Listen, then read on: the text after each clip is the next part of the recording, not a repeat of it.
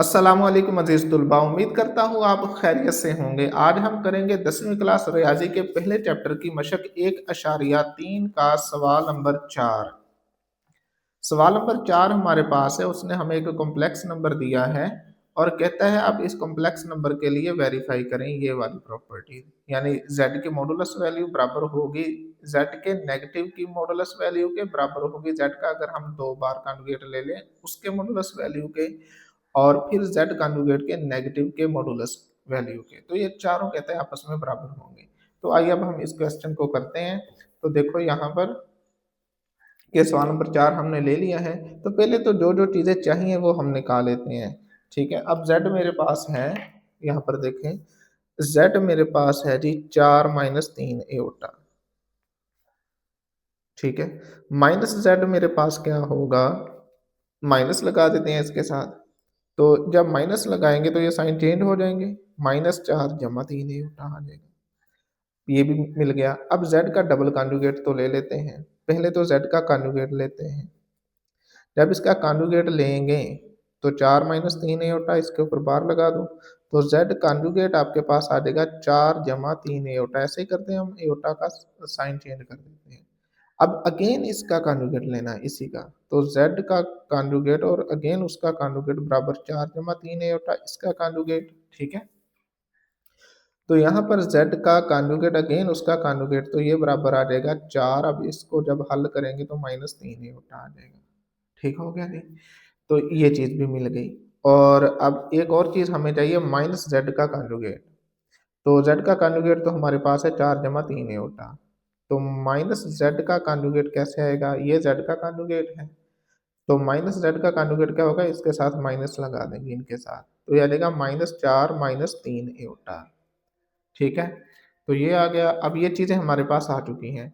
अब यहाँ पर अगर आप देखो कि जेड हमारे पास है 4 माइनस 3 एओटा, तो z का जब डबल कॉन्जुगेट हमने लिया तो वो भी क्या आया, 4 माइनस 3 एओटा। तो मतलब जो z की मॉडुलस वैल्यू होगी वही z डबल कॉन्जुगेट की मॉडुलस वैल्यू होगी, क्योंकि ये दोनों सेम है। ठीक है, तो हम पहले यहाँ पर z की मॉडुलस वैल्यू निकालते हैं। तो z की मॉडुलस वैल्यू क्या होगी, ये वही है, z ही है ना, ये z के इक्वल है। तो ये आ जाएगा 4 का स्क्वायर जमा माइनस 3 का स्क्वायर और सारे का स्क्वायर रूट। तो ये आ जाएगा 4 का स्क्वायर 16 जमा माइनस 3 का स्क्वायर 9 और इसका जजर। तो z कॉन्जुगेट फाइनल आपके पास आ जाएगा 25 का जजर, तो ये आ जाएगा 5। ठीक है, अगर z कॉन्जुगेट आपके पास, सॉरी मॉडुलस वैल्यू है, ये कॉन्जुगेट नहीं है, z मॉडुलस वैल्यू अगर आपके पास 5 आ रही है तो z का जब आप डबल कॉन्जुगेट लोगे तो उसकी मॉडुलस वैल्यू भी 5 ही आएगी, क्योंकि ये दोनों आपस में बराबर होते हैं। अगर ये दोनों बराबर होंगे तो इनकी मॉडुलस वैल्यू भी आपस में बराबर होगी। अच्छा जी, ये हो गया। अब हम करेंगे ये वाला पार्ट, माइनस जी मॉडुलस, ये फाइंड करेंगे। माइनस जी हमारे पास है माइनस 4 जमा 3 एओटा। तो इसका हम मॉडुलस निकाल लेते हैं। तो ये क्या आ जाएगा, माइनस 4 का स्क्वायर जमा 3 का स्क्वायर और इसका स्क्वायर रूट। तो माइनस जी का मॉडुलस वैल्यू आ जाएगी, माइनस खत्म हो जाएगी, 16 आ जाएगा जमा 9 आ जाएगा। ठीक है, 16 और 9 25, तो ये 5 आ गया। तो माइनस जी का मॉडुलस निकाला, वो भी आया 5। ठीक है, और अब ये लास्ट वन हमारे पास रह गया ये वाला, तो इसको निकाल लेते हैं। अब यहाँ पर देख लेते हैं माइनस जी कॉन्जुगेट इसका मॉडुलस वैल्यू, तो ये आ जाएगी हमारे पास माइनस 4 का स्क्वायर जमा माइनस 3 का स्क्वायर, क्योंकि माइनस जेड कॉन्जुगेट कॉन्जुगेट ये हमारे पास है माइनस 4 माइनस 3 एओटा।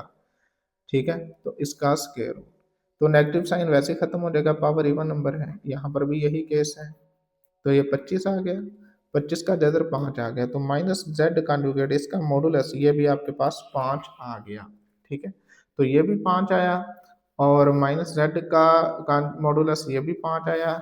जेड का जब 2 बार कॉन्जुगेट लिया फिर भी मॉडुलस 5 आया, और जेड का अगेन मॉडुलस 5 ही आया। तो इस तरह से हमने ये साबित कर दिया कि ये सारे ही आपस में इक्वल हैं, बराबर हैं, इनकी वैल्यू सेम है। अब हम करेंगे मशक 1.3 का सवाल नंबर 5। उसमें उसने हमें z1 2 जमा 3 एओटा और z2 माइनस 1 जमा एओटा, ये दो कॉम्प्लेक्स नंबर दिए हैं। कहता है आप real part of z1 z2 मालूम करो और imaginary part of z1 z2 मालूम कर लो। करो। करेंगे क्या कि Z1 Z2 दोनों कॉम्प्लेक्स नंबर्स को हम मल्टीप्लाई कर देंगे, ज़र्ब दे देंगे। आंसर हमारे पास कॉम्प्लेक्स नंबर आएगा। कॉम्प्लेक्स नंबर दो हिस्सों पर मुश्तमिल होता है, एक रियल पार्ट और एक इमेजिनरी पार्ट। तो जो रियल पार्ट होगा जिसके साथ एओटा नहीं होगा वो real part of G1 G2 आ जाएगा और एओटा वाला part imaginary part of G1 G2 आ जाएगा। तो आइए अब हम इसको सॉल्व करते हैं। तो पहले हम Z1 Z2 मालूम कर लेते हैं क्या है Z1 Z2। तो Z1 की वैल्यू हमारे पास है 2 जमा 3 एओटा और Z2 की वैल्यू है -1 जमा एओटा। अब इनको हम ज़र्ब कर लेते हैं। 2 को -1 से -2, 2 को एओटा से जमा 2 एओटा, जमा 3 एओटा को -1 से ज़र्ब देंगे -3 एओटा और फिर 3 एओटा को एओटा से ज़र्ब देंगे तो जमा 3 एओटा स्क्वायर आ जाएगा। तो अब ये आ जाएगा -2 जमा 2 एओटा -3 एओटा, तो ये माइनस होंगे आपस में और माइनस एओटा आ जाएगा। जमा 3 इस एओटा स्क्वायर की जगह लगा देंगे -1। हमें पता है कि एओटा स्क्वायर बराबर होता है -1 के। तो ये आ जाएगा मेरे पास -2 माइनस एओटा और -3 जमा माइनस माइनस। अब ये -2 ये -3 दोनों रियल पार्ट हैं, इनको ऐड कर लेंगे हम, तो ये बनेगा -5 और साथ में रह जाएगा माइनस एओटा। ठीक हो गया। अब ये Z1 Z2 आ गया हमारे पास।